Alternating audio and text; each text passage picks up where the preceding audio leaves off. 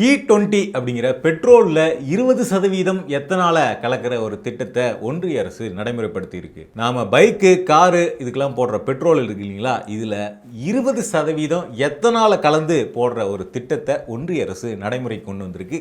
E20 அப்படிங்கிறது இதனுடைய பெயர். இந்த திட்டத்தை பத்தின பல விமர்சனங்கள் ஒரு பக்கம் பார்த்தோம்னா அரசாங்க சைட்ல இருந்து பார்த்தோம்னா பாசிட்டிவான அட்வான்டேஜஸ் நிறைய இருக்கு அப்படிங்கிற விமர்சனங்களும், இன்னொரு பக்கம் பார்த்தோம்னா இதற்கு நெகட்டிவான விமர்சனங்களும் முன்வைக்கப்படுது. இந்த E20 அப்படிங்கிறது என்ன, இதனால என்ன விளைவுகள் உண்மையிலே ஏற்படும் அப்படிங்கிறதெல்லாம் குறித்து இந்த வீடியோவில் நம்ம பார்க்கலாம். வணக்கம், இது யூ10, நான் விவேகானந்தன்.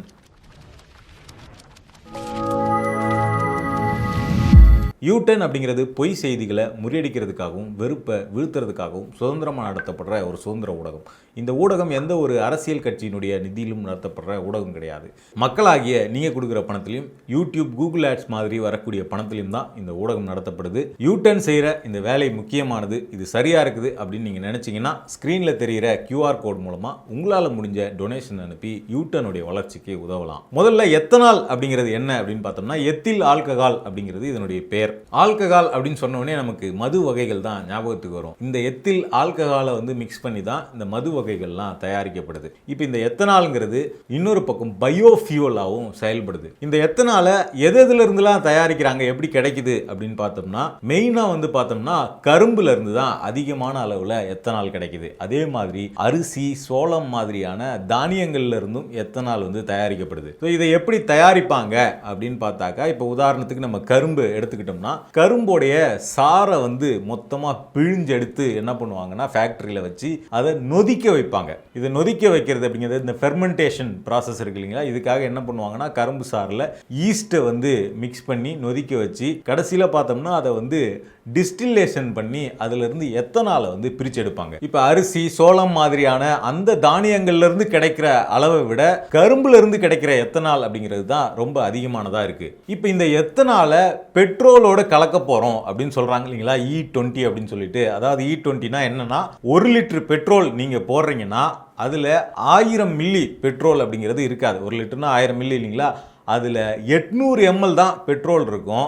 மீதி 200 ml பார்த்தோம்னா எத்தனால கலந்துருப்பாங்க. இதை ஏன் நாங்கள் செய்ய போகிறோம் அப்படிங்கிறதுக்கு அரசாங்கம் 2 முக்கியமான காரணங்களை சொல்கிறாங்க. ஒன்று பார்த்தோம்னா, இந்தியா தான் உலகத்திலே பார்த்தோம்னா பெரிய அளவில் ஆயிலை இம்போர்ட் பண்ணக்கூடிய நாடாக இருக்குது. ஆயில் இம்போர்ட்டுக்காக இந்தியா பெரிய அளவிலான காசை செலவு பண்ணுது. நம்மளுடைய மொத்த ஆயில் தேவையில் பார்த்தோம்னா 85% பார்த்தோம்னா ஆயில் இம்போர்ட்டை நம்பி தான் இருக்குது.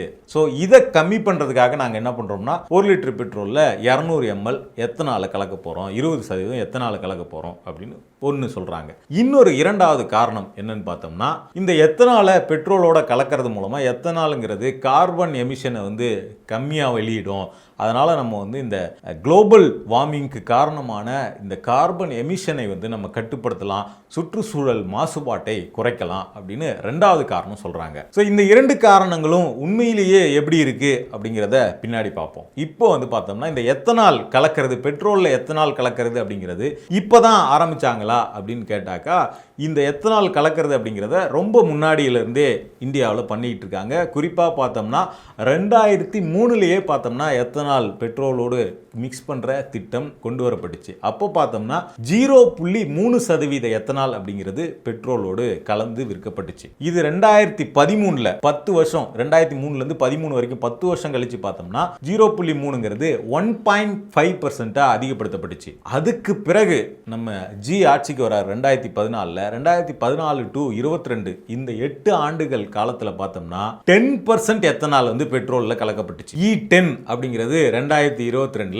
நடைமுறைப்படுத்தப்பட்டுச்சு. இப்போ வரைக்கும் நம்ம போடுற பெட்ரோல்லாம் பார்த்தோம்னா E10 பெட்ரோல் தான் போட்டுக்கிட்டு இருக்கோம். இப்போவுமே நம்ம போடுற பெட்ரோலில் 10% எத்தனால் கலந்து இருக்குது அப்படிங்கிறத நம்ம ஞாபகத்தில் வச்சுக்க வேண்டியிருக்கு.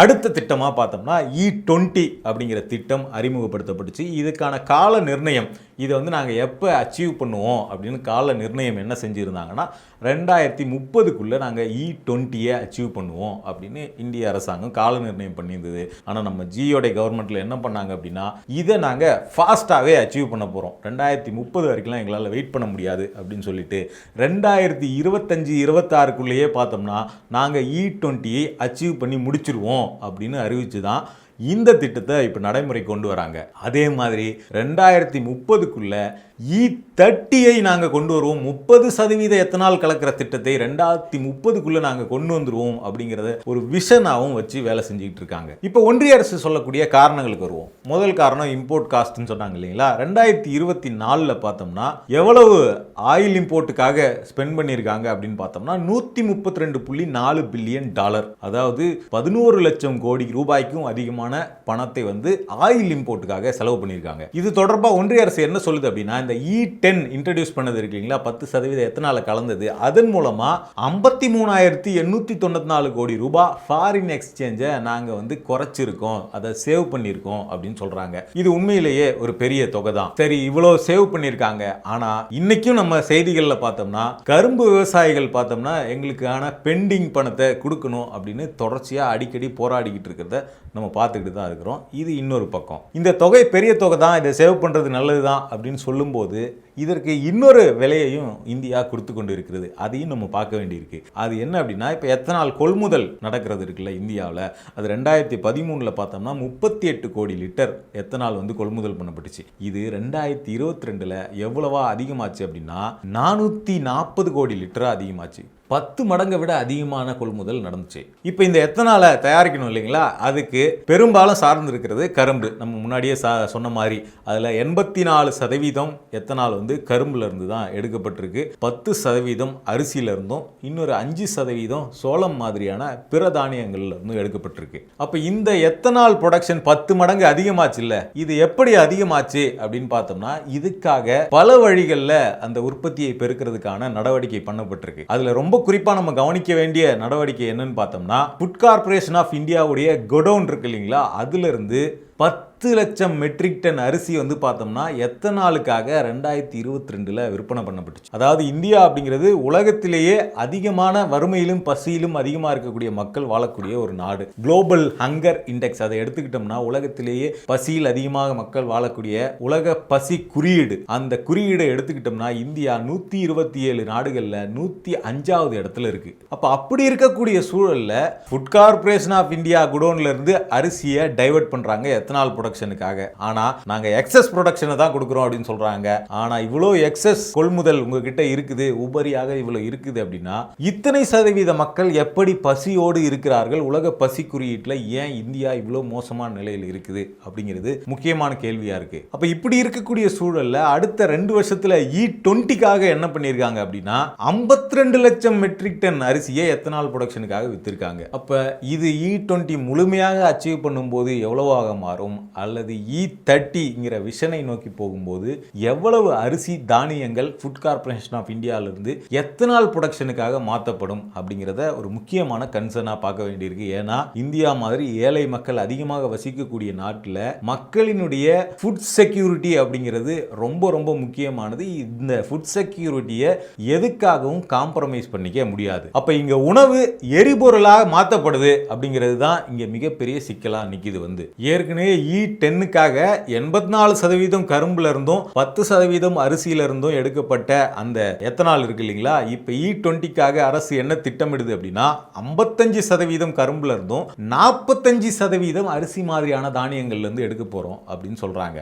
அப்ப 45% ஏற்கனவே 10ல இருந்து 45 எத்தனால் ப்ரொடக்ஷனை அரிசி மாதிரியான தானியங்கள்ல இருந்து அதிகப்படுத்தணும் அப்படின்னா இன்னும் பல மடங்கு நீங்க அரிசியை தானியங்களை உணவு தானியங்களை உணவுல இருந்து டைவர்ட் பண்ணி எத்தனால் ப்ரொடக்ஷனுக்காக கொடுத்தாகணும். அப்ப இது இந்தியாவினுடைய ஃபுட் செக்யூரிட்டியில மிகப்பெரிய கேள்விக்குரிய கொண்டு வந்து நிறுத்தும் அப்படிங்கிறது தான் பல சமூக ஆர்வலர்கள் முன்வைக்கக்கூடிய செய்தியா இருக்கு. அப்ப மக்களுக்கு உணவா சேர வேண்டிய தானியங்கள் பெருமளவு எரிபொருளுக்காக மாறப்போகுது அப்படிங்கிறது தான் இந்த விஷயத்துல நம்ம எச்சரிக்கையோட பார்க்க வேண்டிய முக்கியமான விஷயமா இருக்கு. அதே மாதிரி இன்னொரு பக்கம் லேண்டு கன்வெர்ட் ஆகும். ஏன்னா இவ்வளோ பெரிய அளவுக்கான எத்தனால் ப்ரொடக்ஷன் நடக்கணும், E20 E30 அளவுக்கான எத்தனால் ப்ரொடக்ஷன் இங்கே நடக்கணும் அப்படின்னா மிகப்பெரிய அளவுக்கான லேண்ட் அப்படிங்கிறது உணவுப் பொருள் தயாரிக்கிறதுலேருந்து எரிபொருள் தயாரிப்புக்கானதா கன்வெர்ட் ஆகும். குறிப்பாக கரும்புக்காகவும் எரிபொருளுக்காகவும் மாறும். அப்போ இந்தியாவில் இருக்கக்கூடிய டோட்டல் நிலத்தில் E20க்காக பார்த்தோம்னா 10ல் 1 பங்கு நிலத்தை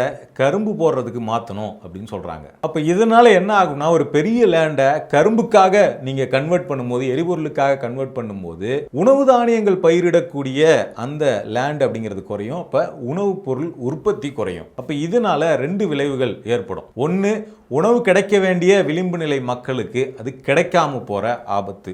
இரண்டாவது பார்த்தோம்னா உணவுப் பொருட்களுக்கு டிமாண்ட் அதிகமாகி ப்ரொடக்ஷன் கம்மியாகிறதுனால டிமாண்ட் அதிகமாகி விலை ஏறக்கூடிய வாய்ப்பு. Institute for energy economics and financial analysis அப்படிங்கிற ஒரு நிறுவனம் இந்த E20 ப்ராஜெக்ட் குறித்து ஒரு ஆய்வு பண்ணியிருக்காங்க.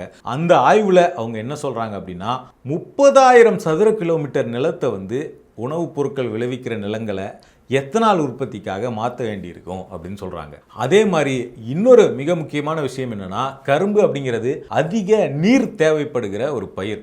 அப்போ கரும்பு உற்பத்தியை மட்டுமே இந்தியா முழுக்க எத்தனாலுக்காக அதிகப்படுத்தும் போது அப்போ நிலத்தடி நீர் அப்படிங்கிறது மிகப்பெரிய அளவில் குறைவதற்கான வாய்ப்பு இருக்குது. குறிப்பாக நிதி ஆயோக் அறிக்கையிலே சொல்கிறது என்ன அப்படின்னா 1 லிட்டர் எத்தனாலை தயாரிக்கிறதுக்கு பார்த்தோம்னா 2860 லிட்டர் தண்ணி தேவைப்படுது அப்படின்னு சொல்கிறாங்க. அப்போ 20% எத்தனாலை எடுக்கணும்னா எவ்வளவு தண்ணி தேவைப்படும்னு யோசிச்சாலே பிரம்மாண்டமாக இருக்குது. எளிமையாக ஒரு கணக்கு போட்டு பார்த்தோம் அப்படின்னா இப்போ கவர்மெண்ட்டினுடைய அஃபிஷியல் தகவலாக அவங்க சொல்கிறது என்ன அப்படின்னா 1700 கோடி லிட்டர் எத்தனால கொள்முதல் பண்றதுக்கான அந்த விஷன் இருக்குது, அதுக்கான முயற்சி நடக்குது அப்படின்னு கொடுத்திருக்காங்க. 1 லிட்டர் எத்தனால தயாரிக்க 2860 லிட்டர் தண்ணி தேவைப்படும் அப்படின்னா 1700 கோடி லிட்டர் எத்தனாலை தயாரிக்க 48,62,200 கோடி லிட்டர் தண்ணி செலவாகும். இது கிட்டத்தட்ட 1716 டிஎம்சி. இவ்வளோ தண்ணி எரிபொருள் உற்பத்திக்காக எத்தனால் ப்ரொடக்ஷனுக்காக கொடுக்க வேண்டியிருக்கும். அதே மாதிரி இன்னும் சில சமூக ஆய்வாளர்கள் சொல்லக்கூடிய விஷயம் என்னன்னா,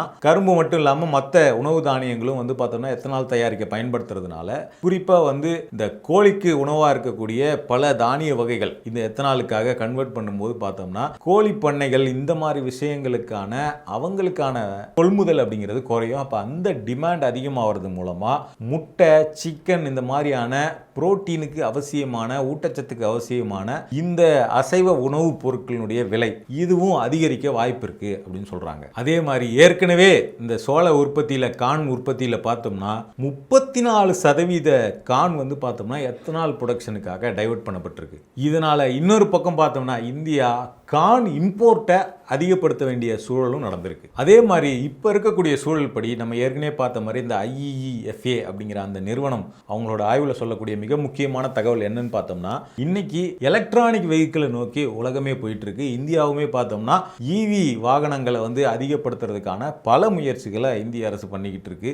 அதற்கான இலக்கு வச்சு நகர்ந்துகிட்டு இருக்கு. இந்த சூழல்ல இவ்வளவு நிலங்களை எத்தனால் உற்பத்திக்காக கன்வெர்ட் பண்றதுக்கு பதிலாக ரெனியூவபிள் எனர்ஜிக்காக பயன்படுத்தணும் அப்படின்னா எத்தனாலுக்கு தேவையானதை விட கம்மியான லேண்டை பயன்படுத்தி அதிக எனர்ஜி ப்ரொடியூஸ் பண்ண முடியும் அப்படின்னு சொல்றாங்க. இன்னும் எளிமையா சொல்லணும் அப்படின்னா 1 ஹெக்டேர்ல சோலார் பிளேட்டை வச்சு அதன் மூலமா எலக்ட்ரானிக் வெஹிக்கிளை டிரைவ் பண்ணக்கூடிய டிஸ்டன்ஸ் இருக்குல்ல, இதை எத்தனாலை வச்சு அடையணும் அப்படின்னா 187 ஹெக்டேர் சோளத்தை வச்சு தயாரிக்கிற எத்தனால்ல தான் 1 ஹெக்டேர் சோலாரை வச்சு தயாரிக்கிற அந்த எனர்ஜியை எடுக்க முடியும் அப்படின்னு சொல்றாங்க. அப்ப ஆயில் இம்போர்ட்டை கம்மி பண்ணி நாங்க காஸ்ட் கட்டிங் பண்றோம் அப்படின்னு ஒன்றிய அரசு சொல்றதுக்கு பின்னாடி இவ்வளவு விஷயங்கள்ல நம்ம காம்ப்ரமைஸ் பண்ண வேண்டி இருக்கு அப்படிங்கிறதையும் சேர்த்து இந்த விவகாரத்தை நம்ம கவனிக்க வேண்டியிருக்கு. ரெண்டாவதா நம்ம இந்த கார்பன் எமிஷனை கம்மி பண்ண போறோம் அப்படின்னு சொல்றாங்கல்ல, அதுல உண்மையிலேயே கார்பன் எமிஷனை குறைக்க முடியுமா அப்படிங்கிறத பார்ப்போம். E20 பெட்ரோல் பார்த்தோம்னா 50%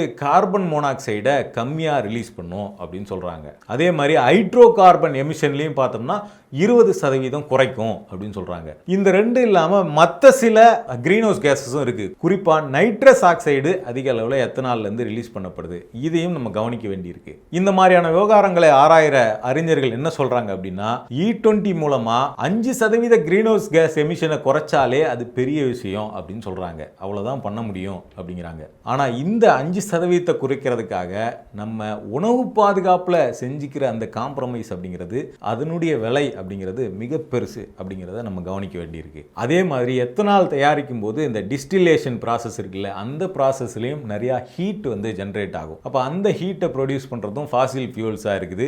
இது மறுபடியும் வெப்பமயமாதலை அதிகப்படுத்துறதுக்கான வாய்ப்பும் இருக்குது. ஸோ இந்த கிளைமேட்டில் ஏற்படுத்துகிற மிகப்பெரிய பாதிப்பை நாங்கள் குறைக்கிறோம் அப்படின்னு சொல்கிறதுல அவங்க கொடுக்குற இம்பார்ட்டண்ட் அளவுக்கு உண்மையிலேயே இதில் குறைக்கப்படுமா அப்படிங்கிறது மிகப்பெரிய கேள்வியாக தான் இருக்குது. அடுத்ததாக வாகனங்களுக்கு ஏற்படக்கூடிய பாதிப்பு, இதுதான் இன்னைக்கு முக்கியமாக சமூக வலைதளங்களில் நம்ம இதுக்கு முன்னாடி பேசின பாயிண்ட்டுகளை விட வாகனங்களுக்கு ஏற்படக்கூடிய பாதிப்பு அப்படிங்கிறது தான் அதிகமாக விவாதிக்கப்படுது. ஏன்னா இந்த வாய்ப்பு தான் நேரடியாக கன்சியூமர்ஸாக மக்கள் சந்திக்க போகிற பாதிப்பு. அப்போ எத்தனால் அப்படிங்கிறது குறிப்பாக இந்த என்ஜினில் சில பகுதிகளை வந்து கரோஷன் ஏற்படுத்துறதுக்கான வாய்ப்பு இருக்குது அப்படிங்கிறது தான் பொதுவாக சொல்லப்படக்கூடிய ஒரு கருத்து. அதாவது ஒரு விதமான அரிப்பை ஏற்படுத்தும். அதே மாதிரி எத்தனால் வந்து ஆவி ஆகிறதுக்கு நேரம் எடுக்கும் அப்படிங்கிறதுனால நீங்கள் கொஞ்ச நாள் வண்டியை, காரையோ பைக்கையோ கொஞ்ச நாள் எடுக்காமல் விட்டுருந்துட்டு ரொம்ப நாள் கழித்து எடுக்கிறீங்க அப்படின்னா அது ஸ்டார்டிங் ட்ரபிள் அப்படிங்கிறத பெரிய அளவில் ஏற்படுத்துறதுக்கான வாய்ப்பு இருக்குது அப்படிங்கிறதையும் சொல்கிறாங்க. அதே மாதிரி மைலேஜ் அப்படிங்கிறத எடுத்துக்கிட்டிங்கன்னா 4 வீலருக்கு 6 to 7% வரைக்கும் மைலேஜ் குறையும் அப்படிங்கிறது பெரும்பாலும் சொல்லக்கூடிய கருத்தாக இருக்குது. 2 வீலர் எடுத்துக்கிட்டிங்கன்னா 3 to 4% வரைக்கும் மைலேஜ் குறையலாம் E20ஆல் அப்படின்னு சொல்லப்படுது. ஆனால் இது குறித்து கார் எக்ஸ்பர்ட்டான அமித் காரே அப்படிங்கிறவர் தி ஒயர் இணையதளத்துக்கு கொடுத்த பேட்டியில் அவர் என்ன சொல்கிறாருன்னா, உங்களுடைய வண்டி BS4ஆவோ அல்லது E10க்காக உருவாக்கப்பட்ட என்ஜினாவோ E5க்காக உருவாக்கப்பட்ட என்ஜினாவோ இருந்தால் அதில் ஃபியூவல் எஃபிஷியன்சி அப்படிங்கிறது 10 to 15% வரைக்கும் பாதிக்கப்படும் அப்படின்னு சொல்றாங்க. அப்ப இந்தியாவில் இருக்கக்கூடிய பெரும்பான்மையான வாகனங்கள் எடுத்துக்கிட்டோம்னா E10க்காக உருவாக்கப்பட்ட வாகனங்கள் கூட பெரும்பான்மையா கிடையாது. BS4க்கு முன்னாடி உருவாக்கப்பட்ட வாகனங்கள் தான் இந்திய சாலையில் செல்லக்கூடிய பெரும்பாலான வாகனங்கள். BS3 அளவுக்கு உருவாக்கப்பட்ட வாகனங்கள் தான் போகுது. அப்போ இந்த வாகனங்கள் E20னால அது அரிப்பை சந்திக்கிறதோ இல்லை ஃபியூவல் எஃபிஷியன்சி பாதிக்காமல் இருக்கணும் அப்படின்னாலோ அதில் என்ஜின் மாடிஃபிகேஷன் சிலதெல்லாம் செய்ய வேண்டியிருக்கு. இதுவும் செலவு பிடிக்கக்கூடிய ஒரு வேலையாக மாறும் அப்படிங்கிறதும் கவனிக்க வேண்டியதாக சொல்கிறாங்க. இதெல்லாம் தாண்டி நம்ம முக்கியமாக கவனிக்க வேண்டிய விஷயம் என்னன்னு பார்த்தோம்னா, உலகத்தில் வளர்ந்த நாடுகள், பணக்கார நாடுகளாக இருக்கக்கூடிய அமெரிக்காவாக இருக்கலாம், ஐரோப்பிய நாடுகளாக இருக்கலாம், இந்த நாடுகள்லேயே கூட பார்த்தோம்னா இன்னும் இந்த E20 அப்படிங்கிறது நடைமுறைப்படுத்தப்படலை. E10 வரைக்கும் தான் அவங்களே இப்போ வரைக்கும் வந்திருக்கிறாங்க. அவங்களுடைய வாகனங்களில் E20 அறிமுகப்படுத்தணும் அப்படின்னும் போது அதுக்கு நிறைய விமர்சன குரல்கள் அங்கேயே எழுது. அந்த ப்ராசஸை அவங்க இப்போ தான் டெஸ்டிங் அந்த ஜோன்லேயே இருக்கிறாங்க. ஆனால் இந்தியாவில் E20ங்கிறத ஆல்ரெடி இப்போ நடைமுறைப்படுத்தி அறிவிச்சிட்டாங்க. E30 நோக்கி போயிட்டு இருக்கோம் அப்படின்னு சொல்கிறாங்க. அதுக்கு ஏன் அவங்களே பண்ணாதப்ப நீங்க ஏன் இவ்வளவு அவசரப்படுறீங்க அப்படின்னு கேட்டாக்கா, பிரேசில் மாதிரியான நாடுகள் வந்து ஏற்கனவே இதை சக்சஸ்ஃபுல்லாக பண்ணியிருக்கிறாங்க அப்படின்ற ஒரு மாடலை சொல்றாங்க. ஆனால் பிரேசிலினுடைய அந்த எடுத்துக்காட்டு அப்படிங்கிறது ஒரு எக்ஸப்ஷனல் எடுத்துக்காட்டு. ஏன் அப்படின்னா பிரேசிலில் 1970களில் இருந்தே பார்த்தோம்னா இந்த எரிபொருள் மாற்றுக்கான அந்த விஷயம் விவாதிக்கப்பட்டு அப்பையிலேருந்தே அவங்க அதுக்கான வேலையெல்லாம் செய்ய ஆரம்பிச்சிட்டாங்க. 70-80களில் இருந்தே அவங்க தயாரிக்கிற அந்த நாட்டு வாகனங்களில் இருக்கக்கூடிய என்ஜின்லாம் பார்த்தோம்னா அந்த ஃபியூவலுக்கு ஏற்ற மாதிரியான வாகனங்கள் அப்படிங்கிறது அவங்க முன்னாடி இருந்தே தயாரிக்க ஆரம்பிச்சிட்டாங்க. அங்கே பார்த்தோம்னா ஃப்ளெக்ஸ் ஃபியூவல் வெஹிக்கிள் அப்படின்னு சொல்லக்கூடிய எத்தனால் எந்த ரேஷியோவில் இருந்தாலும் என்ன மாதிரியான எரிபொருளாக இருந்தாலும் அதற்கு ஏற்ற மாதிரி அந்த என்ஜின்ஸை வந்து அங்கே தயாரித்து அந்த மாடல் வண்டிகளை தான் அங்கே வந்து தொடர்ச்சியாக அதிகமாக விற்பனை பண்ணிக்கிட்டு இருக்காங்க. ஸோ பிரேசிலுடைய எக்ஸாம்பிளை கொண்டு வந்து நம்ம இந்தியாவோட பொருத்த முடியாது. ஏன்னா இந்தியாவின் பெரும்பான்மை மக்களுடைய வாகனங்கள் பார்த்தோம்னா இன்னமுமே E10க்கு கூட பொருத்தம் இல்லாத வாகனங்களாக தான் இருந்துகிட்டு இருக்கு. அப்போ இது E20, E13லாம் போகும்போது நிச்சயமாக அங்கே இருக்கக்கூடிய இந்தியாவினுடைய மக்களினுடைய வாகனங்கள் அது பல பிரச்சனைகளை சந்திக்கும் அப்படிங்கிறது தொடர்ச்சியாக இந்த வாகனங்கள் குறித்து ஆய்வு செய்பவர்கள் சொல்லக்கூடிய அந்த தகவலாக இருக்குது. ஸோ நம்ம இப்போ இதுவரைக்கும் சொன்னதெல்லாம் நம்ம தொகுத்து பார்த்தோம் அப்படின்னா, காஸ்ட் கட்டிங் நடக்கிறது உண்மைதான். ஆயில் இம்போர்ட்டை குறைச்சி அதன் மூலமாக ஒரு காஸ்ட் கட்டிங் நடக்கிறது உண்மைதான். ஆனால் அதே சமயம் அது ஃபுட் செக்யூரிட்டியில் ஒரு பாதிப்பை உண்டாக்குது அப்படிங்கிறத நம்ம கவனிக்க வேண்டியிருக்கு. இரண்டாவது பாயிண்டாக பார்த்தோம்னா கிளைமேட் சிக்கலுக்கான ஒரு தீர்வாக இது இருக்குமான்னு பார்த்தா நிச்சயமாக இருக்க முடியாது. ஆனால் கார்பன் எமிஷனில் ஒரு குறைவை ஏற்படுத்துது அப்படிங்கிறது உண்மைதான். ஆனால் அந்த குறைவு ரொம்ப ரொம்ப கம்மியான லெவலில் தான் அந்த ரிடக்ஷன் இருக்கும் அப்படிங்கிறதையும் நம்ம கவனிக்க வேண்டியிருக்கு. மூணாவது, வாகனங்களுக்கு ஏற்படுத்த போகிற பாதிப்பு. இந்த பாதிப்பு சிறிய அளவில் இருக்கும், இல்லை அதனுடைய ஃபியூவல் எஃபிஷியன்சி பற்றி பல கருத்துக்கள் சொல்லப்பட்டாலுமே மக்களுக்கு செலவு பிடிக்கக்கூடிய ஒரு ப்ராசஸாக இது இருக்கும் அப்படிங்கிறதும் மறுக்க முடியாததாக இருக்குது. அப்போ இதெல்லாம் செய்யும்போது E20னால் பெட்ரோல் விலை கன்சியூமர் மக்களுக்கு குறைந்த விலையில் கொடுக்கப்பட போகுதா அப்படின்னு கேட்டால் அதையும் இந்திய அரசு இதுவரைக்கும் அப்படி எந்த திட்டத்தையும் அறிவிக்கல. அப்போ இந்த காஸ்ட் கட்டிங்னால ஃபாரின் ரிசர்வ் மிச்சமாகுது அப்படின்னா அந்த காஸ்ட் கட்டிங்னால மக்களுக்கு என்ன லாபம் இருக்கிறது, மக்களுக்கு என்ன சேவிங் இருக்கிறது அப்படிங்கிறது கேள்விக்குறியாக தான் இருக்கு. அப்போ எல்லாத்தையும் விட பிரைமரியா இந்த நாட்டுக்கு, இந்தியா மாதிரி அதிக உழைக்கும் மக்கள், ஏழை மக்கள் வசிக்கிற நாட்டுக்கு உணவு பாதுகாப்பு, ஃபுட் செக்யூரிட்டி அப்படிங்கிறது தான் முதன்மையானது. அதில் காம்ப்ரமைஸ் பண்ணக்கூடிய எந்த ஒரு திட்டத்தையுமே அமல்படுத்தும் போது அதில் பல விவாதங்களை நடத்தி அதை நிதானமாக நாட்டின் நலன் கருதி யோசித்து கொண்டு வர வேண்டியிருக்கு. அதில் இவ்வளவு அவசரம் காட்டுறது தேவையா அப்படிங்கிற கேள்வி தான் பிரதானமாக இதில் எழுது. தொடர்ச்சியாக இந்த மாதிரியான தகவல்களை தெரிஞ்சுக்க யூ டர்னை சப்ஸ்கிரைப் பண்ணுங்கள்.